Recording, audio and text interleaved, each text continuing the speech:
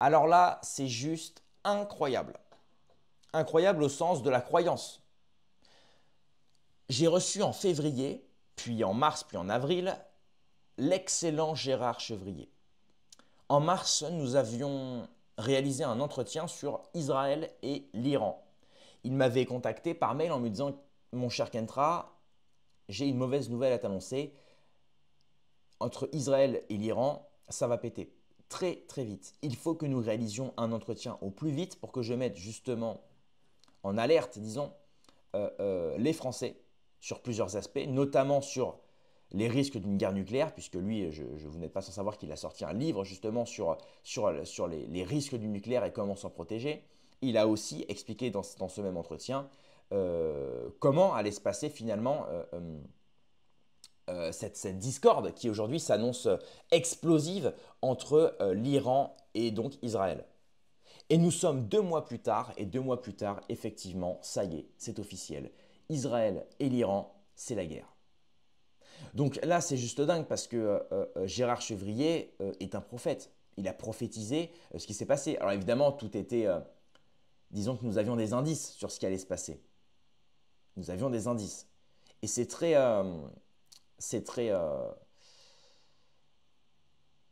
bah bravo quoi, j'ai même pas les mots en fait, c'est juste bravo Monsieur Chevrier. J'espère le recevoir à nouveau justement pour parler des avancements du conflit parce que là c'est juste dingue. Et donc cette vidéo elle va justement servir à ça. On va récapituler ce qui s'est passé entre Israël et l'Iran ces derniers jours et on repassera un extrait de l'interview avec Gérard Chevrier en attendant de le recevoir une... Oula j'ai craché. En attendant de le recevoir une nouvelle fois peut-être sur la chaîne.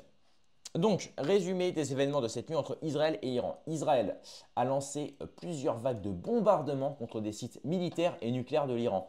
Vous n'êtes pas sans savoir que l'Iran se développe son arsenal nucléaire et donc évidemment ça pose problème à Israël puisque Israël est le seul pays dans cette partie-là de l'Orient à avoir l'arme nucléaire et donc elle permet, elle a d'un côté de son côté finalement la plupart des pays arabes, puisque les pays arabes n'étant pas armés, disons nucléairement parlant, ils ne peuvent pas donc se mettre du côté de l'Iran et donc du côté euh, euh, euh, de la Palestine notamment. Et c'est pour ça d'ailleurs que les gugus qui te disent oui mais pourquoi la Palestine n'est pas soutenue par les pays arabes, gna, gna, gna. La question, elle n'est pas ethnique, hein. La question, elle est surtout militaire. C'est-à-dire que si tu n'as pas de quoi riposter contre Israël, tu ne pourras pas te mettre du côté, justement, enfin, du moins être ennemi à Israël. Les mecs sont pas débiles. Euh, Netanyahou dit qu'Israël est à un moment décisif de son histoire et que l'opération La Force d'un Lion durera le temps qu'il faudra pour éliminer la menace nucléaire iranienne. Voilà, c'est vraiment leur but, c'est ça.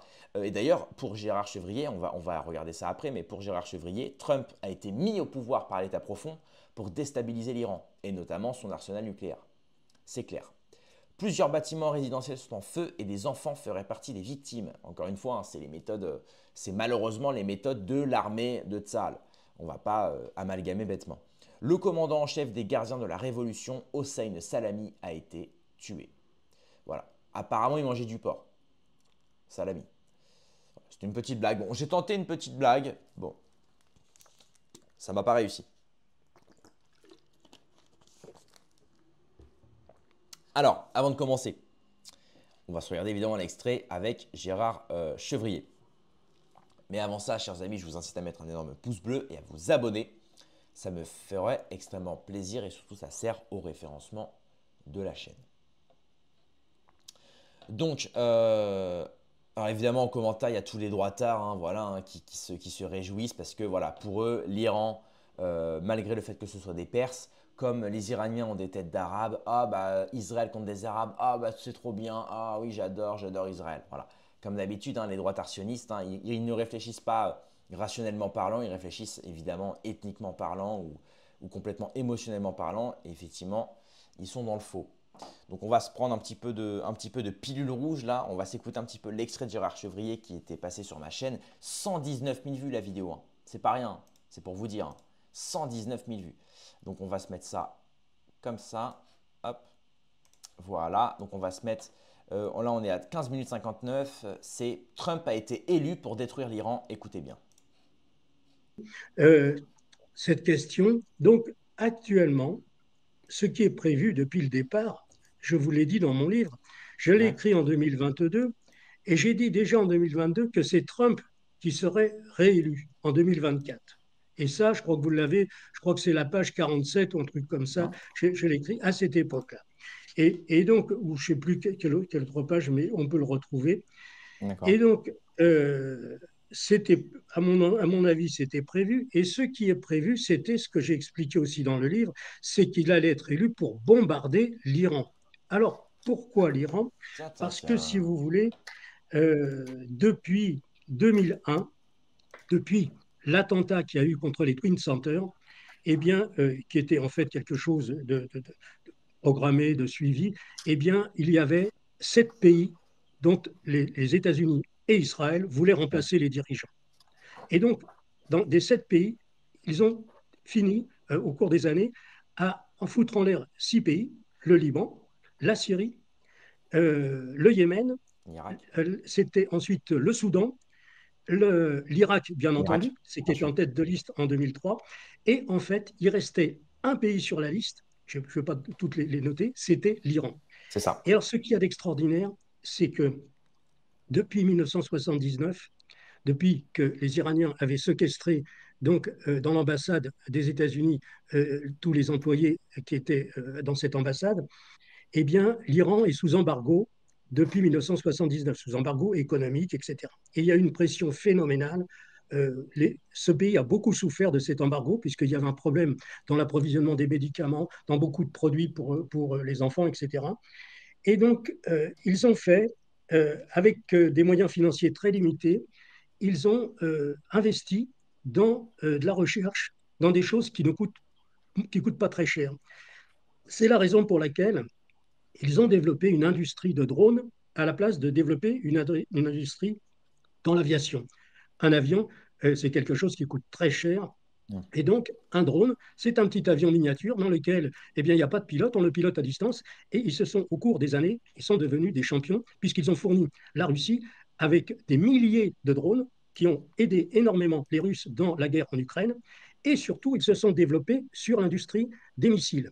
Or, quand Trump a rompu l'accord qui avait été signé sous Obama avec l'Iran pour que l'Iran ne puisse pas s'équiper de l'arme nucléaire, il y avait une partie qui n'avait pas été, puisqu'ils avaient discuté uniquement des questions du nucléaire, ils n'avaient pas inclus dans ces accords le développement de missiles. Or, à l'époque, les gens n'imaginaient pas que les missiles allaient représenter une arme absolument décisive dans les guerres à venir. Eh oui. Maintenant, Alors, il faut aussi qu'on se regarde un autre extrait qui est très intéressant.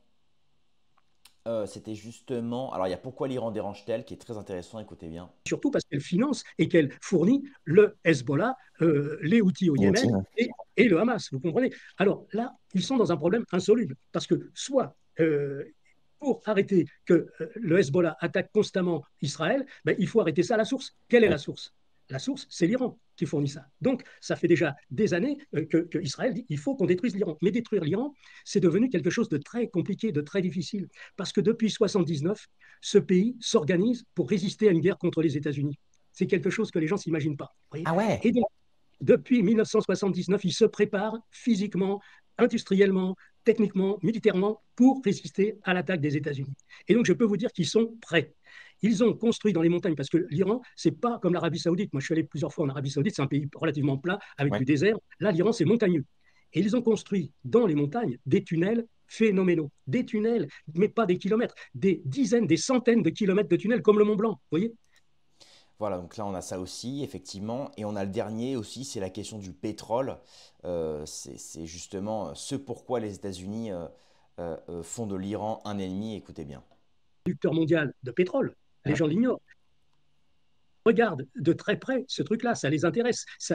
Ils se frictionnent les mains, si vous voulez, quand ils voient ça. Parce qu'il faut savoir que les États-Unis sont actuellement le premier producteur mondial de pétrole. Les Ouais. gens l'ignorent. Ils produisent plus de 12 millions de barils par jour, mais ils en consomment 20 millions de barils par jour.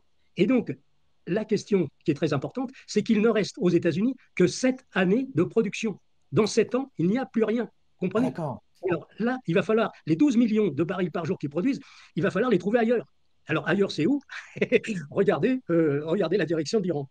Alors, on nous présente dans les médias français que l'Iran est un pays arriéré, dirigé par des ayatollahs, etc. Et donc, eh bien, je vais vous citer la situation financière de l'Iran, parce que comme je vous l'ai dit tout à l'heure, aujourd'hui, le monde a changé. Vous avez les Chinois qui achètent le pétrole et le gaz en Iran, et donc ils sont complètement indépendants du monde occidental. Alors, tenez-vous bien, je vais vous citer des chiffres qui feraient pâlir l'équipe autour de Macron. L'Iran a augmenté son PIB depuis 20 ans de 4 à 6 par an. 4 à 6 par an. L'endettement est passé de 36% du PIB en 2022 à 28% du PIB en 2023 et à 25% du PIB en 2024. C'est-à-dire qu'ils sont en train de réduire leur dette, leur endettement. Ils vont aller vers le zéro. C'est très rare. Pendant ce temps-là, la France, l'endettement de la France est passé de 55% du PIB en 1994 à 98% en 2019 sous Macron. Et tenez-vous bien, en 2025, le pourcentage de la dette est phénoménal. On est à 112% du PIB en 2025, alors que l'Iran est à 25%. Et on Et on nous voudrait fait leur croire que c'est donner. l'Iran qui peine à s'en Alors, sortir. je peux vous dire que c'est quelque chose, c'est la désinformation. On a des chaînes de désinformation qui véhiculent de la propagande à longueur d'année et qui invitent sur les plateaux des experts bidons qui font, si vous voulez, des trucs qui sont là pour réciter leur machin. Voilà. Ouais, ouais. Donc, mais la réalité, elle Alors est là. justement, je voulais qu'on passe à un autre.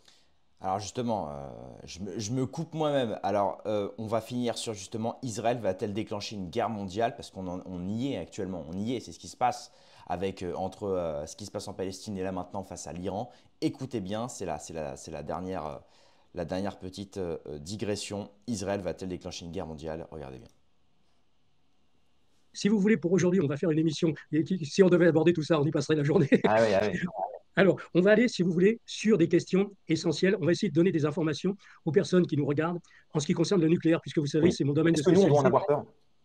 Voilà. Alors donc, en ce qui concerne, je pense qu'Israël va être amené à utiliser son arsenal nucléaire contre l'Iran. Ouais. Et peut-être même pas que contre l'Iran. Parce qu'une fois qu'ils seront rentrés dans le cycle, je crois qu'il faudra aller au point de non-retour. Ils iront certainement sur Ankara, sur Istanbul et sur le Caire. Je pense qu'une fois Ouais. qu'ils seront rentrés dans ce système, il n'y aura plus de limite, si vous voulez. Donc, il est possible que c'est écrit d'ailleurs dans les statuts d'Israël, quand ils ont commencé à développer leur arsenal nucléaire, Hum. qu'il y a 4 cas dans lesquels ils utiliseront leur armement. Et l'un de ces cas, c'est évidemment dans le cas où l'existence même d'Israël serait menacée. Or, l'existence d'Israël sera menacée quand ils vont déclencher la guerre contre l'Iran. C'est eux qui veulent déclencher la guerre. Ils veulent le faire parce qu'ils vont jouer un coup de poker. C'est un kit ou double.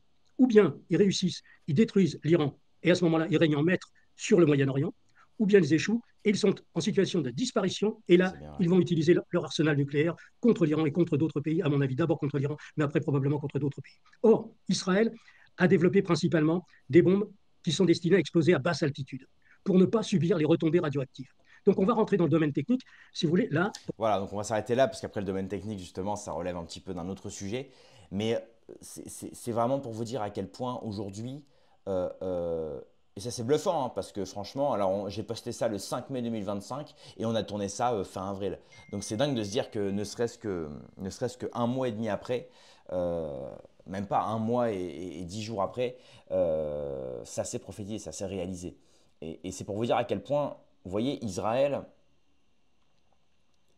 Là, j'ai tourné une vidéo ce matin justement sur ce que disait Pierre Hillard. Il disait que le mondialisme est un messianisme pressé. Et là, finalement, on se rend compte que c'est un peu la même chose avec Israël qui provoque l'Iran, qui a provoqué aussi la Palestine. Et finalement, dès qu'ils rétorquent, ils se permettent eux, rétorquer avec évidemment 1000 fois plus de moyens. Et c'est vraiment la technique. Vous savez, en fait, Israël, pour moi, Israël, c'est un petit peu, vous savez, c'est un petit peu le souffre-douleur de l'école primaire, vous savez.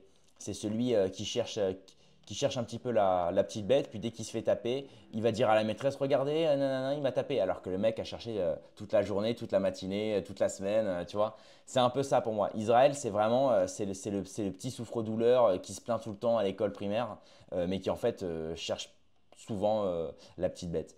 Donc voilà. Bref, c'est une petite métaphore de fin de vidéo, mais je trouve qu'elle est elle est assez sympathique, elle est assez réaliste.